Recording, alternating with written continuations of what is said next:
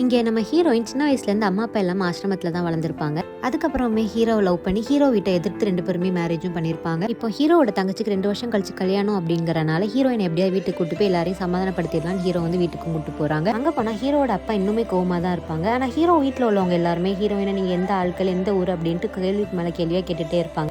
இப்படி அடுத்த நாளுமே ஹீரோயினுக்கு அந்த குடும்பத்தோட பழக்க வழக்கங்கள் எதுவுமே சுத்தமா தெரியவே மாட்டேங்குது. அதனால ஹீரோயினுமே அவ கூட ஆசிரமத்துல இருந்த ஃப்ரெண்டுக்கு கால் பண்ணி இங்க வந்து எனக்கு கொஞ்சம் எல்லாமே சொல்லி கொடு அப்படின்னு கேட்க அந்த பொண்ணுமே அடுத்த நாள் ஹீரோயினை பார்க்க கிளம்பி வந்துடுறா. அவளையும் கூட்டு வந்து ஒரு லாட்ஜ்ல தங்க வச்சுட்டு அடுத்த நாள் சமைக்கிறதுக்காக 2 பேருமே காய்கறி வாங்க மார்க்கெட் போறாங்க. அந்த இடத்துல ஹீரோயினை யாரோ ஒருத்தன் ஃபாலோ பண்ணிட்டு இருக்கான். அவனை பார்த்துட்டு நீ ஏன் ஃபாலோ பண்ற அப்படின்னு கேட்கும்போது அவனுமே நீங்க ஜான்சி தானேன்னு கேட்க ஹீரோயினுமே ஜான்சிலாம் யாரும் இல்லை அப்படின்னு துட்டி அனுப்பி விட்டுறா. அங்க இருந்து வந்து கர்ணா அப்படின்னு ஒருத்தன் வந்து ஜெயில வந்து பாக்குறான். அவள்கிட்ட வந்து நான் ஜான்சி மாதிரி ஒருத்தன் பார்த்தேன் அப்படின்னு சொல்லும்போது அவனுமே அது ஜான்சியான்னு கண்டுபிடிக்க அவளை கொல்றதுக்கு ஒரு ஆள் அனுப்பு அப்படின்னு சொல்றான். அவன் திரும்பி வந்துட்டான் அப்படின்னா அது ஜான்சி இல்லை அப்படின்னு சொல்றான். அன்னைக்கு நைட்டே ஜான்சியை கொல்றதுக்கு ஒரு ஆள் வரான். ஆனா தடிக்கு விழுந்து அவனே இறந்து போயிடுறான். அதனால அந்த பாடியை டிஸ்போஸ் பண்ணிட்டு இருக்கும்போது அவ ஃப்ரெண்டுமே பார்த்துடுறா. எப்படியோ ஃப்ரெண்டு ஹெல்ப் கூப்பிட்டு எப்படியோ அந்த பாடியும் டிஸ்போஸ் பண்ணிடுறாங்க. அதுக்கப்புறம் தான் ஹீரோயினுமே ஃப்ரெண்டு கிட்ட சில விஷயங்களை ஷேர் பண்றா. அதாவது ஹீரோயினோட ஃப்ரெண்டு ஆசிரமத்துல இருந்து சின்ன வயசுலேயே தத்தெடுத்துட்டு போயிருப்பாங்க. அதுக்கப்புறமே ஹீரோயின்ட்டு அந்த வார்டன் தப்பா நடந்துக்க கிடைச்ச வேலையெல்லாம் பார்த்துட்டு அங்கிருந்து தப்பிச்சு ஒரு லாட்ஜ்லயுமே வேலை பார்த்துட்டு இருப்பா.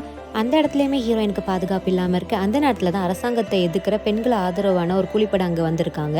அவங்க கூட இருந்தால் பாதுகாப்பாக இருக்கும் அப்படின்னு சொல்லிட்டு அவங்க கூட போய் சேர்ந்துக்கிறாங்க. அங்கே தான் வந்து சண்டை போடுறது எல்லாமே அவங்க கற்றுக்கவும் செய்கிறாங்க. இப்போ அந்த கூட்டத்தோட தலைவன் தான் இப்போ ஜெயிலில் இருக்க கர்ணாவும் இவன் வந்து அரசியல்வாதிட்டு நிறைய பேர்ட்ட பணம் வாங்கிட்டு மக்களுக்கு எதிராக செயல்படுறான் அப்படின்னு தெரியும் போது ஹீரோயினுமே அவன்கிட்ட இருந்து போயிடலாம்னு நினைக்கும் போது இவன் போவே விட மாட்டேங்கிறான். அதனால ஹீரோயினே ஒரு நாள் கர்ணாவை போலீஸ்ட்ட மாட்டி விட்டுறான். ஆனால் ஹீரோயின் தான் மாட்டி விட்டான் அப்படின்ட்டு கர்ணாவுக்கே தெரியாது. இது எல்லாமே ஃப்ரெண்டு டைமே சொல்கிறாங்க. இந்த சைடு கர்ணாவுமே ஜான்சியை கொல்ல போனவன் செத்துட்டான் ஜான்சி தான் அப்படின்னு சொல்லிட்டு ஜெயிலே வந்து கேஸ் லீக் பண்ணிட்டு அங்க உள்ளவங்களை கொண்டுட்டு இவனுமே செத்த மாதிரி கணக்கு அமைச்சிடறான். ஜெயில இருந்து தப்பிச்சவனுமே வந்து ஜான்சியை பாக்குறதுக்கு அவளோட மாமான்னு சொல்லிட்டு கல்யாண வீட்டுக்கே வந்துடுறான். கர்ணா அங்க வந்ததை பார்த்த ஜான்சி இங்க எதுவுமே பேச வேணாம் அப்படின்னு சொல்ல கர்ணாமே உன்னை உருவாக்குனது நான் இங்க இருந்து வந்துடல உன் குடும்பத்தையே அழிச்சிருவேன் அப்படின்னு மிரட்டிட்டு இருக்கான். ஹீரோயினுமே அன்னைக்கு நைட்டே ஹஸ்பண்டையும் ஹஸ்பண்டோட தம்பிட்டையும் எல்லாம் உண்மையை சொல்றாங்க. ஹஸ்பண்டோட தம்பி போலீஸா இருக்கிறனால அன்னைக்கு கர்ணா வந்தப்போ எடுத்த போட்டோவை காமிச்சு இன்னும் உயிரோட தான் இருக்கான் அப்படின்னு ப்ரூவ் பண்ணி கர்ணாவை அன்னைக்கு நைட்டே அரெஸ்ட்டும் பண்றாங்க. அரெஸ்ட் பண்ணி போயிட்டு இருக்கும் போதே கர்ணா எப்படியோ எல்லாத்தையும் லாக்லாம் ஓப்பன் பண்ணி அங்கிருந்து தப்பிக்கவும் செய்யறான். இந்த சைடு வந்து ஹீரோயின் வந்து குடும்பத்துல எல்லாட்டையுமே உண்மையெல்லாம் சொல்லிட்டு இருக்க நான் கூட்டு குடும்பத்துல தான் இருக்க ஆசைப்பட்டேன். ஆனா உங்க குடும்பத்துக்கு ஏத்த மருமக நான் இல்லை என்ன மன்னிச்சிருங்க அப்படின்னு சொல்லிட்டு இருக்காங்க. அதை கேட்ட ஹீரோட அப்பாவுமே குடும்பத்துக்கு மகாலட்சுமி மட்டும் இல்ல காளியும் வரலாம் அப்படின்ட்டு ஹீரோயினை ஏத்துக்கவும் செய்யறாங்க. அதே நேரத்தில் கர்ணாவோட ஆட்கள் வீட்டுக்குள்ள புகுந்து எல்லாத்தையும் கொல்ல முயற்சி பண்ண ஹீரோயின்மே வீட்டில் உள்ள ஆட்கள் எல்லாத்தையும் ரூம்ல போட்டு அடைச்சு வச்சுட்டு அவ ஸ்டைலில் வந்து எல்லாத்தையுமே பொழந்து கேட்டுறா.